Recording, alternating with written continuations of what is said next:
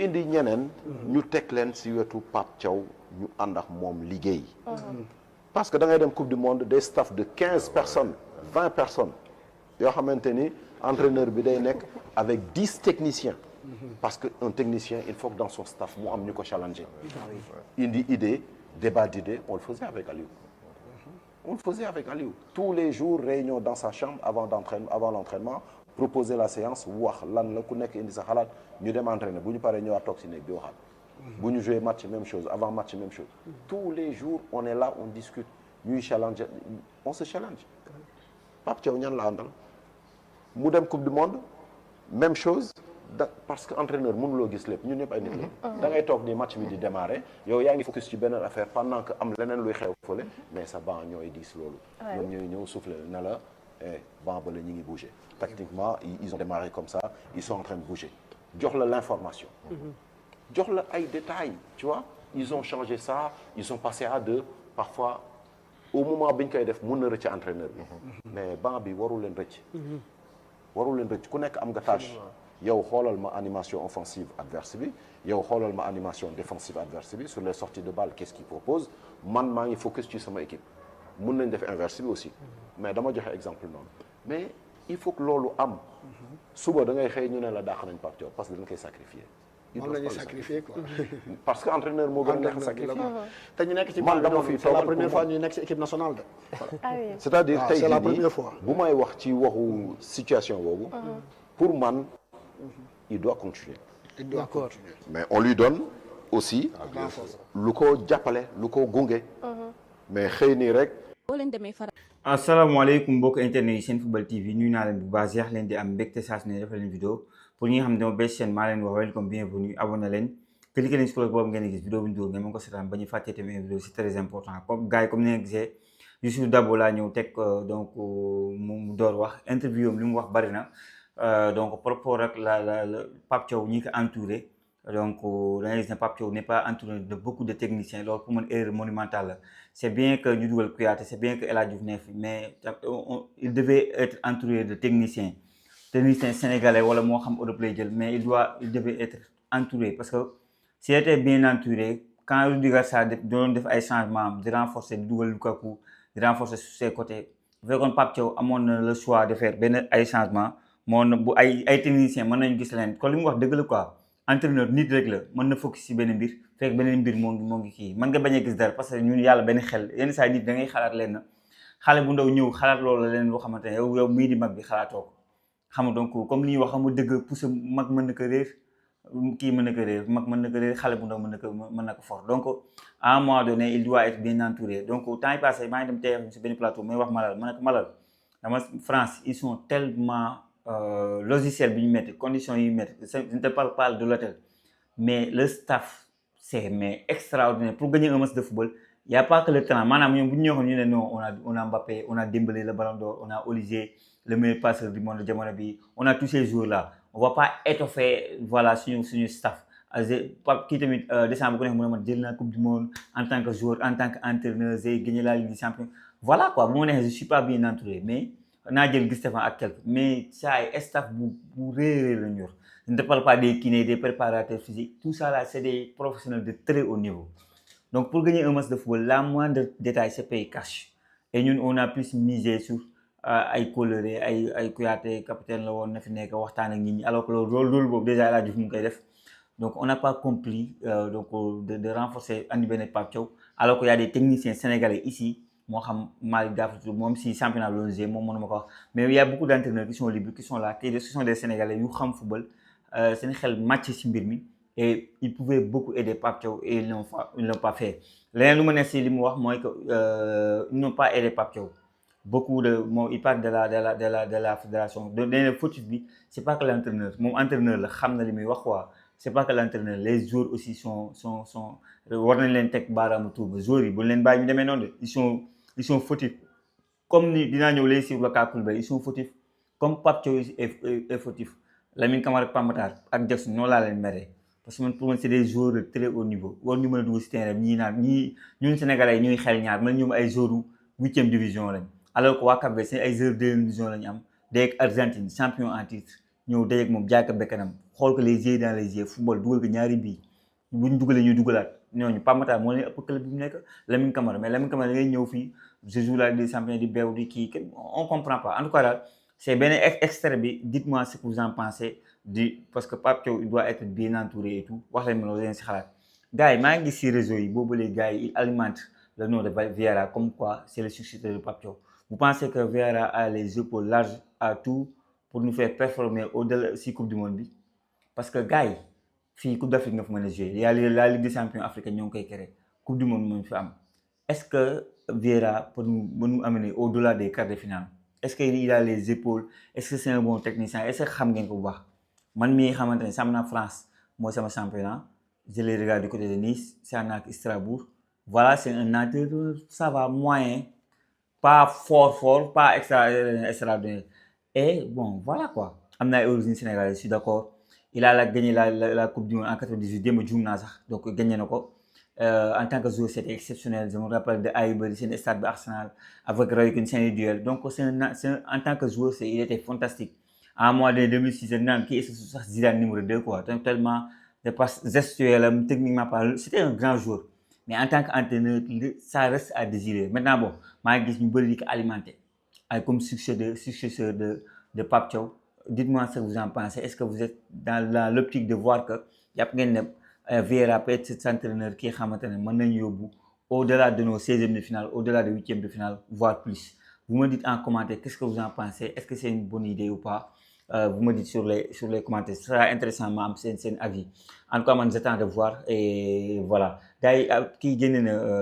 Koulibaly génne na def na ni texte 3 textes lii naa yëpp Instagram di jéggalu donc nee na il a été professionnel nee na comprendre les critiques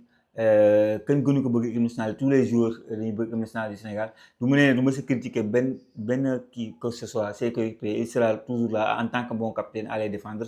mais la partie où c'est intéressant mooy weddi na carrément tuuma yi xamante ne gis na ci presse bi wax ne moom donc c'est lui qui bëggul la non convocation de Malang Sarr c'est lui moo wax Pape Thiaw bu mu convoqué Malang Sarr et loolu weddi na ko nee na entraîneur bi moom mooy jël dernier cadre bi c'est lui qui prend les décisions boobu moom moo jël décision di woo Malang Sarr tout lenn lu ma jàng si bi ma nekk si YouTube beeg léegi si football bi ak bi ma duggee ci biir les joueurs tout le temps li ñu lay wax mooy dëgg y a beaucoup de joueurs parfois qu'est-ce qui se passe toi t'as la benn information da ngay am clé bi am source bi ñu wax la mu leer nañ la presse écrit autre chose mais c'est pour la grande public pour que ñu bañ a gëm yenn yi mere kenn gi bii nag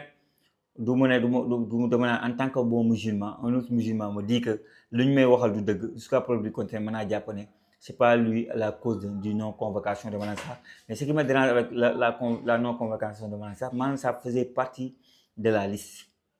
réserviste donc on n'a pas compris en tout cas Koulibaly weddi na loolu vous me dites qu'est-ce que vous en pensez li ma gëm ba gëm moom mooy Koulibaly doit prendre sa retraite internationale je suis personne pour lui dire mais de ce que je pense ak de ce qu'il a montré il peut pas faire plus que ce qu'il a déjà fait il a gagné deux CAN mënatul jouer coupe du monde bi ñëw il faut laisser la place aux jeunes il peut pas faire plus il faut laisser la place aux jeunes joueurs les Mamadou Sarr les Nabil Mendy les Moustapha Bow tous ces joueurs là Malang Sarr bu fekkee day ñëw ak ñeneen am na ñu ma fàtte donc il faut laisser la place à un moment donné il faut laisser la place et tourner la page quoi tourner la page de l'équipe nationale du Sénégal ñu defal ko et d'honneur defal ko lu la neex Koulibaly yaa ngi dëkk naar yaa ngi Arabie Saoudite yaa ngi lekk sa xaalis continue dem franchement voilà noonu laa mën a wax Sadio Mané gis naa tey presse bi ñu ñëwee weddi nañ mbir mi comme quoi dafa def communiqué ne day man wax naa leen ko ci biir vidéo boobu dafa def communiqué comme quoi day retraite mais moom moo ñu di ko wax ci jour ñëpp di ko dégg mu toog taxaw damay retraité mais Pape Thiaw avait dit non Pape Thiaw nee na dina def le tout ba convaincre que mu bañ a toog mais Pape Thiaw toogam instant ci sélection bi leeragul mais Sadio Mané tey dootu na benn poste teg ataayam jàpp ñàmbaram moom au calme c'est pour peut-être répondre à la presse ak li mu jot a gis tey ci réseau yi disant que lui il va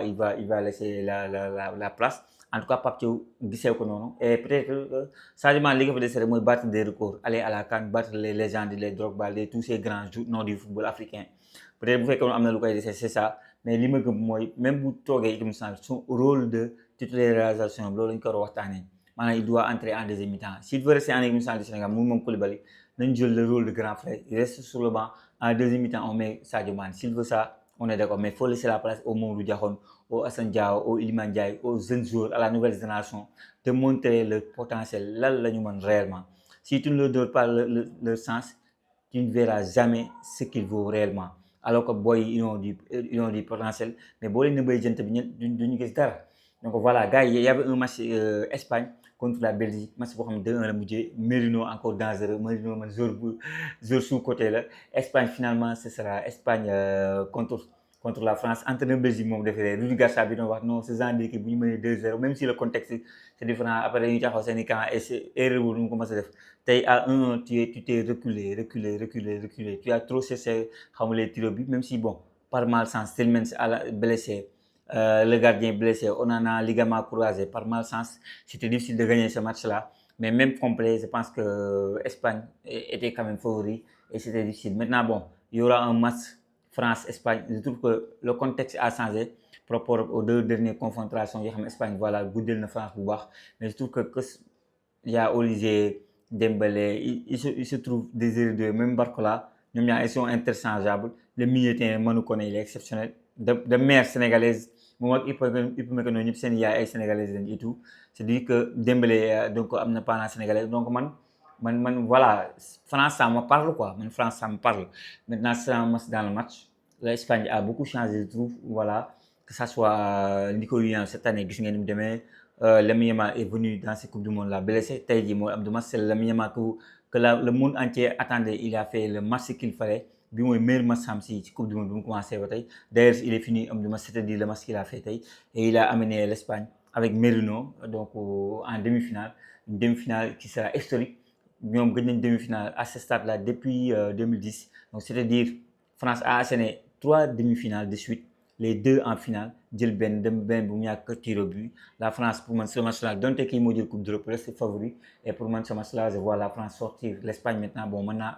je peux me tromper de bonne foi après vous me dites demain il y aura des matchs bu neex les Anglais contre les Norvégiens c'est-à-dire notre poule était beaucoup plus difficile la France est la demi-finaliste il était là notre poule Norvège actuellement il est en quart de finale je trouve que la poule propre game pays africain la poule bu français poule suñu poule c'était le poule de la mort démb gis ngeen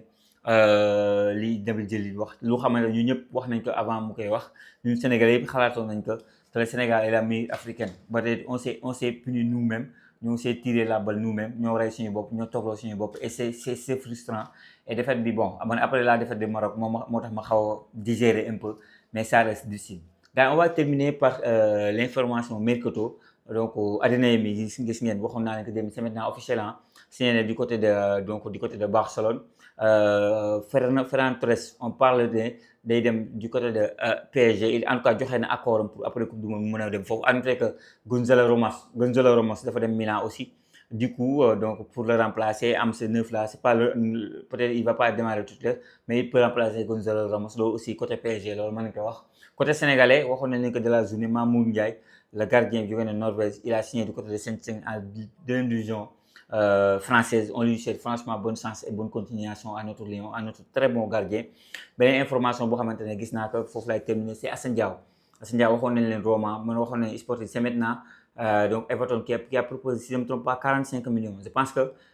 Iliman Ndiaye sur le départ Iliman Ndiaye sur le départ autant pour moi peut-être qu'il va aller du côté de Manchester United li tax ñu koy laaj c'est pour peut-être le remplacer andi un Assane Diao mais Assane Diao ni ma ko gisee ils veulent disputer la Ligue des Champions avec Como ça peut être extraordinaire pour lui il peut faire cette saison-là bi xamante ne Sénégalais yéene nañu ko bu ma dites ce que vous en pensez Assane Diao du côté de Everton en tout cas Como a refusé l'offre bi xamante ne qui est de 45 millions d'euros c'est-à-dire donc waa